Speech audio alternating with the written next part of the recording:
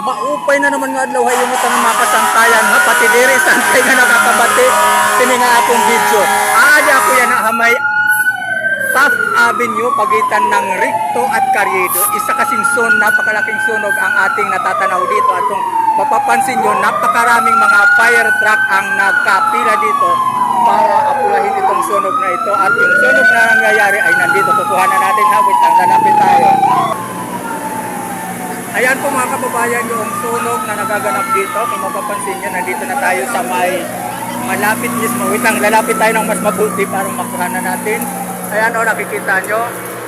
Ayan yung pinagmumula ng sunog na nasa ika-5 palapag nitong building na ito dito sa may kahabaan ng Taft Avenue. Mapuot. Pati ako napupuotan na. Taft Avenue at saka, wait lang kasi na ipapaikutan tayo ng tubig. Wait lang ha, nakasapatos pa naman ako. Wait lang. Ayan. Ayan ha. Ayan, mapuot. Andito ako mismo sa may pinangyayari. Oh, because it's mapuot. Wala na akong makita.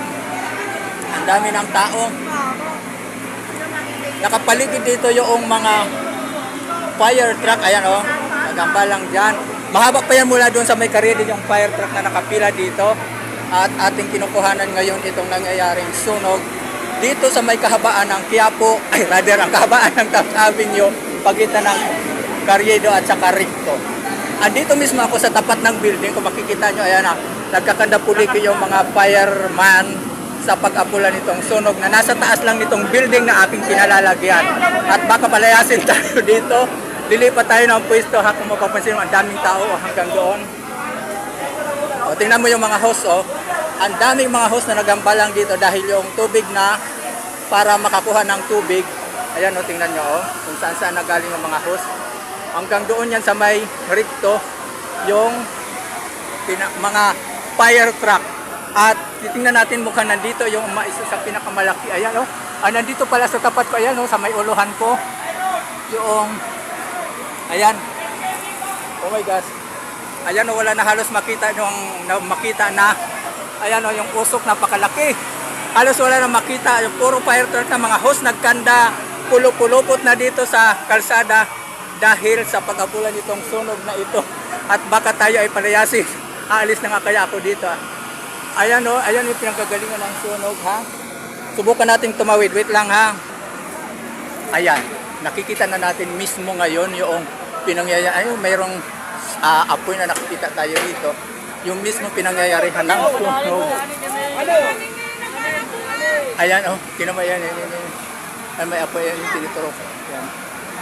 Ayun pa, kabila oh.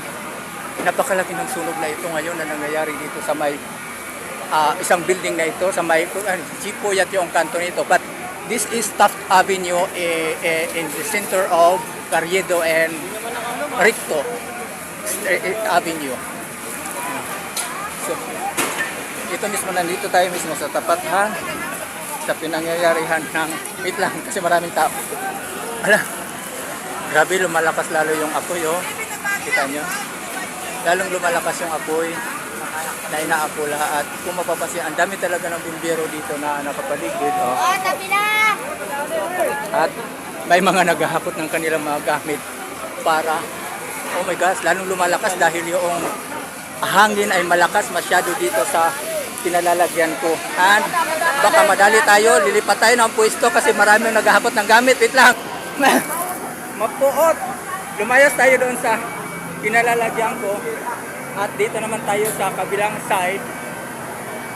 Wala masyado dito yung sunog kundi nasa kabilang side. Lumayas tayo doon dahil maraming tao at baka ako naman ay madukutan. Kaya umalis tayo doon sa lugar na yun. At lumipat tayo ng pwesto. Pero kung mapapansin nyo, marami pa rin usok dito na nanggagaling dito sa building na ito na aking kinakatayuan mismo itong sunog na dyan lang sa taas sa ika-5 palapag. Maingat tayo dito dahil ito ay banda ng Quiapo at Maynila. Medyo careful tayo dahil marami dito ang tinatawag na mando. Ayan na, puro fire truck at ayan na, grabe ang usok dito, lumalaki lalo. Ayan o, kikita nyo? Ayan, wait lang, napupuutan ako, hindi na ako makakahinga nito. Layas tayo dito, lipat tayo, ulit tayo dahil lumalaki yung usok. Ayan na. Oh my God. Baka naman tayo ay madali dito. Wait lang, lilipat ako ng pwesto ha. Ayan, lumipat na tayo ng pwesto dahil di ko na kinaya yung usok. Ayan o. Hanggang dito inaabot pa rin sa yung Aristo Piste. Mausok. Inubo na yung mga tao dahil sa sobrang lakas ng usok. Lumalakas kasi lalo yung apoy niya dahil sa lakas din ng hangin. Ayan o. Ayan yung building na pinanggalingan ko. Ayan. Again, masakit sa mata. Hindi rin ako makakalabas dahil yung aking sasakyan ipinark ko doon sa may recto. At dahil nakita ko itong sunog na ito, kaya ako pumunta muna dito. Ow! Aray ko. Tika lang. Baka naman tayo madali nito sa sobrang usok. Hindi na maganda. Na ano ako, nasusupukit ako sa usok. Wait lang. Lumayo-layo tayo doon sa may mismong pinangyayarihan ng sunog. Pero hanggang dito, naamoy ko pa rin yung usok. At napaka sakit sa ilong at saka sa mata. Ayun yung pinangyayarihan ng sunog na nalayuan natin. Ayun sa taas, kung mapapansin nyo sa taas, train yan. Daanan kasi ng train ito dito. Ayan LRT, Light Rail Transit. Yan ay pagitan ng Carriedo at saka Recto. Ayan yung ayan yun. Hindi na tayo makuhanan masyado dahil malayo na ako sa pinangyayarihan ng sunog dahil masyadong mausok doon kanina. Dilipat ulit tayo ng pwesto dahil maraming tumutulong, maraming nagdadatingan ng mga fire truck mula sa iba't ibang mga syudad dito sa Maynila. Kasi ganun dito sa Maynila, pagka mayroong sunog, lahat ng mga fire stations na mayroon ang isang syudad, inaalarma nila yan para to help, para tumulong pagka lalo na pagka ang sunog ay malaki na masyado para makatulong sila. Ayun, nagdadatingan pa ang mga fire trucks sa iba't ibang galing sa iba't ibang syudad yan. Ayan ayan, fire truck. And kita nyo Avenida Circle, Emerald Circle Avenida, kasi nandito tayo sa may malapit sa Avenida, which is yung Recto and Carriedo. And wait lang, lipat ulit tayo ng pwesto kasi masyadong maingay dito sa kinalalagyan ko dahil itong fire truck, ayan hindi siya maka-abante dahil sa nagka-traffic na dahil yung mga sasakyan nagsisikip dito sa lugar na to. Wait lang, may kukunan na ako. Ayan si Kuya. Kuya! Ayun pa rin naman yung sunog na inaapula ngayon ng mga bumbero. At kung mapapansin nyo, ayan, may nagdating ang pang ibang bumbero mula sa iba't ibang bayan o siyudad ng Maynila para tumulong dito sa pag-apula ng usok. Medyo humina yung apoy dito sa side na to, but I believe doon sa kabilang side nitong yung building na yan ay malakas kanina yung apoy sobra. Kaya nga umatras tayo dahil hindi na natin matiis yung usok na nalalanghap natin dahil masakit sa ilong at saka sa mata.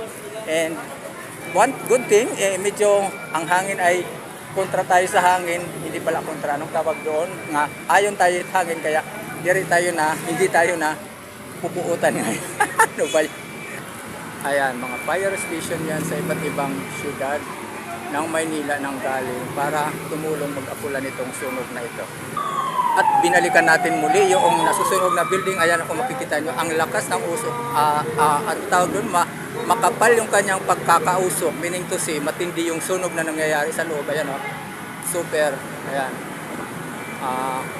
Grabe, ayan yung nakikita. Kaya medyo hindi ko maintindihan bakit nagkapaparong ito. Malakas yung sunog dyan na gaganap dahil makapal yung mismong usok na nanggagaling dyan sa building na yan. Mula dito sa aking kinalalagan na yun, hilera ito ng mga fire truck mula sa iba't ibang syudad ng Maynila hanggang doon sa may kabilang dulo, which is yung Recto naman, na puro fire truck nandito. Kaya hindi na tayo, ayaw ko paano ako dito makakalabas mamaya dahil sa tindi ng traffic. And kung mapapansin nyo, ayun, may nagbubuga ng tubig. Ayun, nagpabago-bago man itong camera na ito, hindi ko maintindihan. Medyo maingat tayo dito sa pagkukuha ng video dahil ito ay Maynila, dahil delikado dito sa lugar na to.